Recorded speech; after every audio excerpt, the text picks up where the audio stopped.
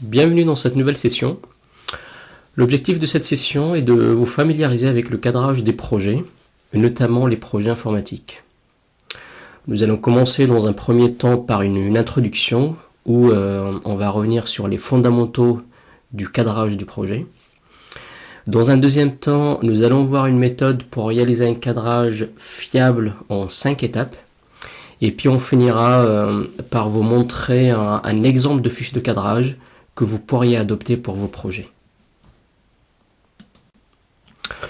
Pour introduire un peu le sujet, voici quelques éléments à connaître. Alors, l'objectif d'un cadrage. L'objectif ultime d'un cadrage, c'est de pouvoir décider de l'opportunité de lancer un projet ou pas. Donc ça, c'est vraiment l'objectif principal d'un cadrage de projet. Comment on s'y prend pour réaliser ce cadrage ? Alors, ça passe par des ateliers d'échange avec les demandeurs. Alors, le demandeur, ça peut être une direction métier, par exemple, la direction marketing, la direction du commerce, etc. Pour accompagner ces échanges-là, on va initier un support de cadrage, donc qui va porter notamment les enjeux, les objectifs opérationnels, les macro-exigences à couvrir, etc. du projet. Et c'est un support qu'on va enrichir au fil de l'eau avec l'avancement du cadrage du projet. Cet exercice de cadrage passe aussi par des ateliers avec d'autres parties prenantes comme les maîtrises d'œuvre pour notamment faire l'analyse technique. En général, ça se fait avec des architectes. On peut avoir éventuellement quelques concertations à faire avec le monde externe. Ça peut être des fournisseurs, par exemple, en cas de sous-traitance informatique, des sociétés de services, etc. Ça peut être aussi des benchmarks. On peut faire des benchmarks pour connaître un peu l'état de l'art par rapport au sujet qu'on s'apprête à cadrer. En termes de tâches ou d'activités à réaliser proprement dans ce cadrage, on peut citer donc le cadrage des besoins, c'est une activité principale de l'exercice de cadrage. Tout ce qui est autour de l'estimation des charges, même si là on va parler plutôt d'une estimation macro, parce qu'on n'est pas encore dans le projet, on est plutôt dans le cadrage, et l'idée c'est juste de se faire une idée du coût global approximatif du projet. C'est aussi un peu de rédaction, donc je parlais tout à l'heure du dossier de cadrage où on va rédiger des listings d'exigences, on va rédiger les enjeux, les objectifs opérationnels du projet, etc. Par rapport aux besoins, alors l'idée là n'est pas de rentrer dans le détail des besoins, sauf pour le cas particulier où on externalise la réalisation du projet. Dans ce cas-là, vis-à-vis du fournisseur externe, on est obligé d'aller quand même un peu dans un minimum de détails. Ça peut se matérialiser sous forme de cahier des charges, par exemple. Et justement, pour finir sur cette intro-là, les livrables, donc ça peut être des cahiers des charges quand on parle de sous-traitance, ça peut être des listings d'exigences tout simplement quand on fait développer en interne. Et aussi le document qui intéresse beaucoup les demandeurs, c'est le brief du projet ou la fiche du projet qui va être synthétique et qui leur permettra en l'espace d'une réunion de décider de lancer le projet ou de ne pas le lancer. Voilà quelques éléments d'introduction et puis après on passera à la méthode de cadrage de projet en 5 étapes. Maintenant, concrètement, je vous propose de réaliser ce cadrage en 5 étapes. Alors la première étape de l'exercice de cadrage, ça va être d'identifier les interlocuteurs, demandeurs, clés. Donc là, en gros, vous avez été désigné pour mener le cadrage du nouveau projet. C'est peut-être même vous qui allez le mener jusqu'au bout en cas de décision d'engager la réalisation du projet. Donc suite à l'exercice de cadrage. Donc la première chose que je vous conseille de faire, c'est vraiment de vous assurer d'identifier les bons interlocuteurs métiers, c'est-à-dire les demandeurs, donc qui peuvent être dans des directions différentes, ça peut être des directions métiers, comme je le disais en intro, le marketing, le commerce, etc. Ce sont eux qui vont vous accompagner pour la suite du cadrage. Donc je vous conseille notamment de vous assurer de ces deux points-là. Donc déjà d'avoir un sponsor du projet, donc sur lequel vous pourrez vous appuyer en cas de blocage. Et puis aussi de vous assurer que vous avez l'adhérence de vos interlocuteurs métiers. Parce que vraiment, la réussite de tout projet dépend en grande partie de l'implication des demandeurs. C'est vraiment l'implication de ces demandeurs-là va vous permettre après de vous appuyer dessus pour débloquer des choses, etc. L'étape suivante est l'étape du recueil des besoins. C'est une étape vraiment cruciale parce que la fiabilité de ce que vous allez construire par la suite en dépend. Donc ça se matérialise en général par des points, enfin des réunions, des ateliers avec les demandeurs, les directions métiers, etc. Que vous aviez déjà identifié à l'étape précédente. L'objectif de cette étape est de vous faire une idée assez claire, des enjeux du projet, donc le pourquoi du projet, à ne pas confondre avec les objectifs opérationnels du projet. Donc, du coup, le deuxième point, c'est de vous faire une idée assez claire aussi des objectifs opérationnels du projet. Il faut aussi être au clair sur les besoins des demandeurs. Donc, il s'agit là des exigences fonctionnelles qui, elles, découlent des objectifs opérationnels. Donc, vous voyez là, on est parti du niveau le plus haut, les enjeux du projet. On est passé aux objectifs opérationnels du projet.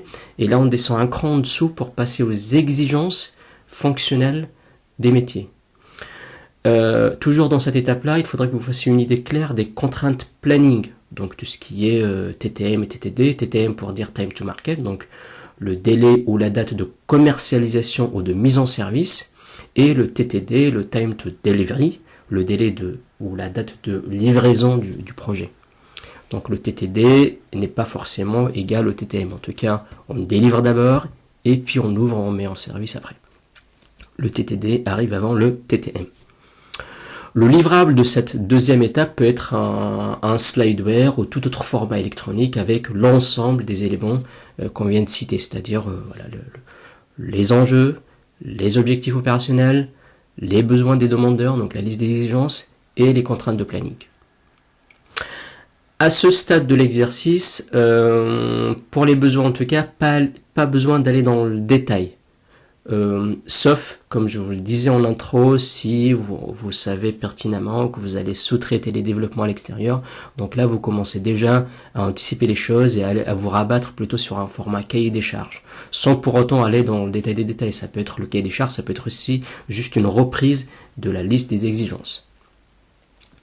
Attention tout de même, votre rôle là en tant que chef de projet, en tout cas ou responsable de cadrage, n'est pas seulement de tenir le crayon dans ces ateliers de cadrage. C'est aussi votre rôle est aussi d'aider les demandeurs à se poser les bonnes questions pour être certain de ne rien louper en termes de besoins. Ça vous évite de revenir quelques semaines plus tard et de chambouler au passage votre beau planning que vous auriez peut-être établi et éventuellement diffusé. Pour donner un exemple donc de votre rôle là de conseil auprès des demandeurs, imaginons le client demandeur vous demande ou vous dit qu'il aimerait mettre en place sur son site existant ou sur sa boutique existante un parcours de souscription d'une nouvelle offre. Donc ça c'est une demande du métier.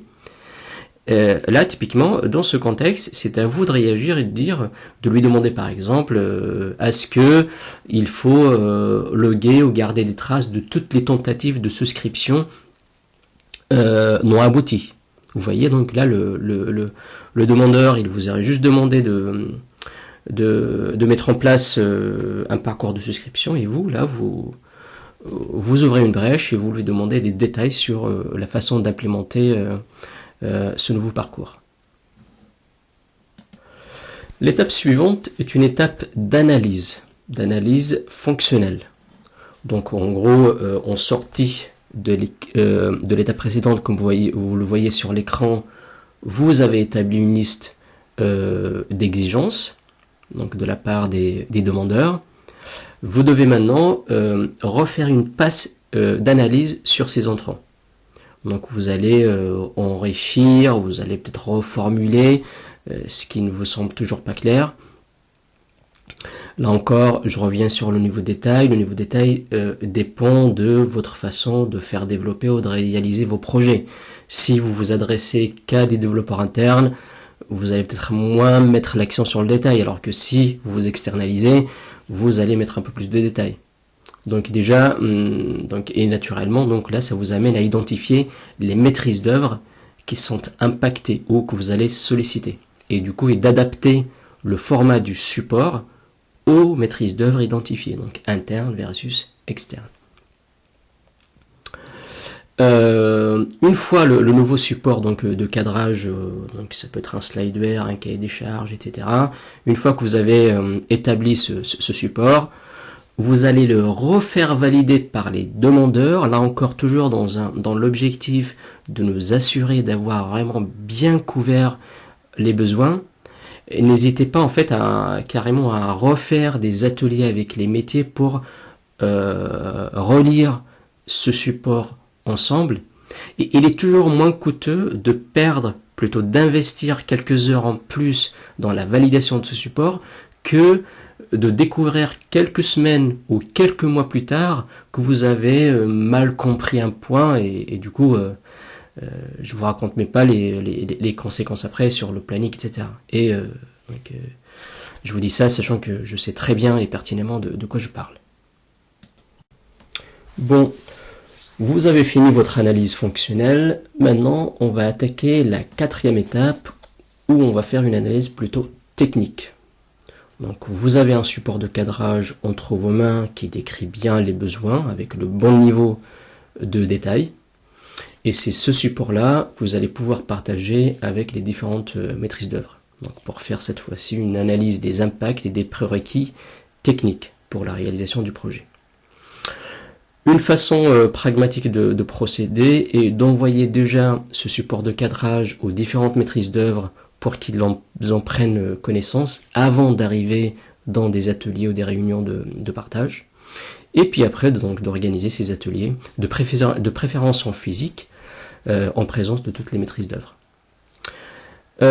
Pendant ces ateliers que vous allez organiser, vous allez présenter les besoins en prenant soin toujours de commencer par rappeler le contexte et les enjeux du projet. Il faut vraiment que vous preniez le temps de sensibiliser les maîtrises d'œuvre aux enjeux du projet. Et c'est vraiment impactant après pour que ce soit l'analyse des impacts ou l'exercice de macrochiffrage, etc. Parce que ça permettra aux maîtrises d'œuvre de mettre plus d'énergie sur les éléments ou les impacts qui leur semblent liés à vos enjeux, aux enjeux du projet. Ça permettra vraiment aux équipes techniques d'être encore plus pertinentes dans l'exercice de chiffrage.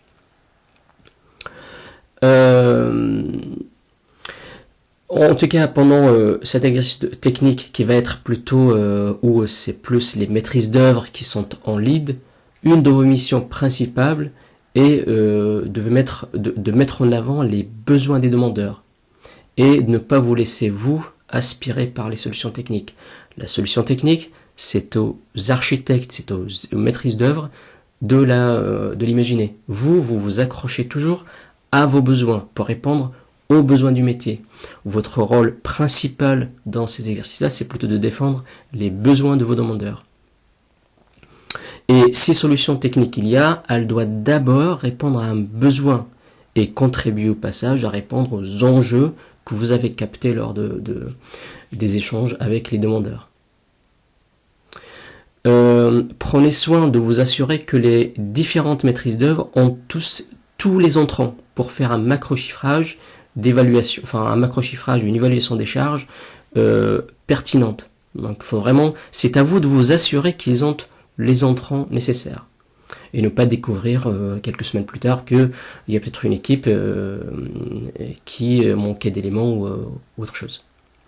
En sortie de cet exercice, donc vous avez fait quelques ateliers. Maintenant, vous allez formaliser tout ça. Ça peut être concrètement un compte rendu où vous allez rappeler que tous les entrants ont été fournis aux différentes maîtrises d'œuvre pour faire le macro-chiffrage. Donc ça permet de mettre en visibilité le fait que vous avez bien fourni tous les éléments aux différentes équipes techniques pour faire le macro-chiffrage. Et bien entendu, vous rappelez toujours dans le mail, dans le même compte rendu, la date à laquelle les différentes maîtrises d'œuvre doivent rendre leurs propositions de solutions et de macro-chiffrage.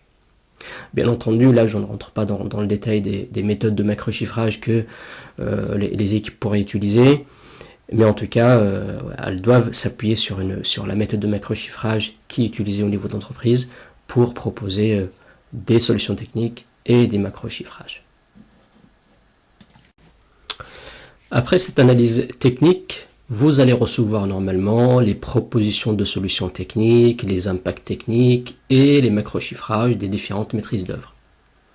Donc, normalement, si l'exercice est bien fait jusque-là, vous avez en votre disposition le contexte et les enjeux du projet, les objectifs opérationnels du projet, une vision assez claire des besoins à couvrir, et en plus de ça, des propositions de solutions techniques avec les coûts et les charges qui vont avec. Vous avez donc tout ce qu'il faut pour préparer une présentation pertinente qui reprendra tous ces éléments-là et qui permettra au métier, aux demandeurs ou aux sponsors du projet de décider en toute connaissance de cause, donc de la pertinence d'aller plus loin et de lancer le projet ou d'en rester là. Alors le livrable de cette 5e étape est un dossier de cadrage. Bon, concrètement, ça pourrait se matérialiser par une simple présentation slideware qui reprend tous ces éléments-là. Donc il ne vous reste plus qu'à monter et organiser une réunion de restitution avec les demandeurs, en présence de votre sponsor, bien évidemment. Un truc important à se noter ici, même si vous avez tout préparé pour permettre au sponsor de décider, parce que finalement c'est au demandeur que revient de décider de lancer le projet ou pas, enfin le demandeur ou dans quelques entreprises, une instance dédiée aux arbitrages qui va décider de ça. Mais vous, votre devoir de conseil tout de même, c'est d'arriver à ces réunions-là avec une proposition, une recommandation d'aller plus loin ou pas, ou peut-être d'ajuster le périmètre du projet. En tout cas, d'arriver avec une proposition, avec bien entendu l'argumentaire qui va avec, et qui a été construit jusque-là. Voilà pour la méthode. Normalement, en suivant ces étapes pas à pas, vous devriez arriver à un cadrage plutôt fiable et pertinent qui permettra à votre entreprise de décider de lancer le projet ou pas. Dernier truc à vous demander, alors s'il vous plaît, soyez sympa.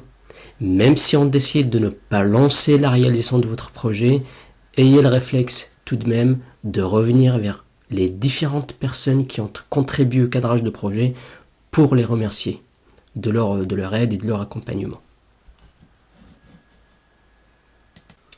Vous avez sur l'écran un exemple de fiche de cadrage que vous pourriez adopter pour vos projets.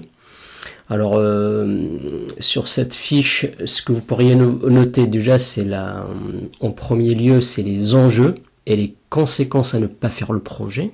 C'est très important de bien mettre au clair et de vous mettre au clair en discutant avec les demandeurs quels sont les enjeux du projet et aussi quelles seraient les conséquences si on ne faisait pas le projet.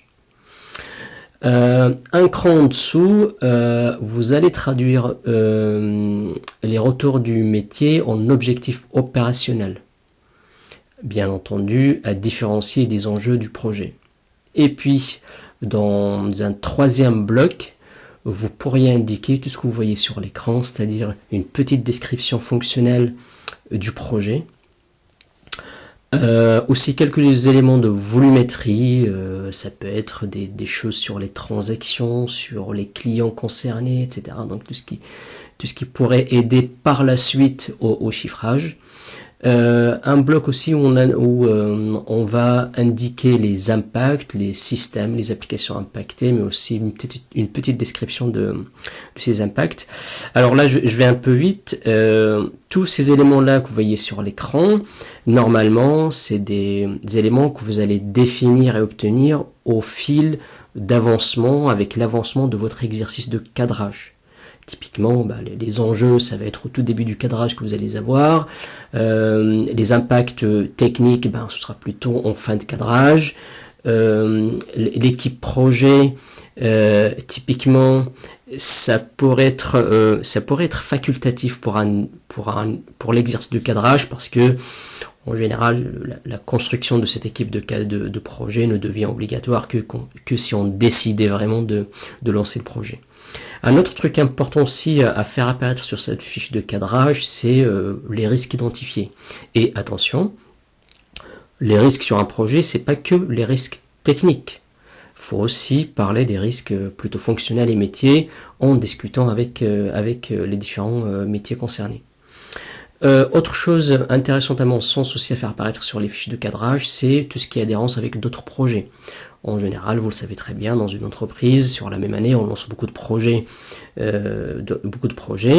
et ça pourrait être intéressant d'identifier notamment des adhérences techniques entre les projets, ce qui pourrait représenter peut-être des opportunités de mutualisation et d'optimisation des coûts entre deux projets. Voilà, donc là vous avez un exemple qui est classique et que vous pourriez utiliser pour alimenter vos exercices de cadrage. C'est aussi un support de présentation que vous pourriez partager par exemple dans une réunion de restitution de cadrage avec le sponsor du projet ou avec les demandeurs en général.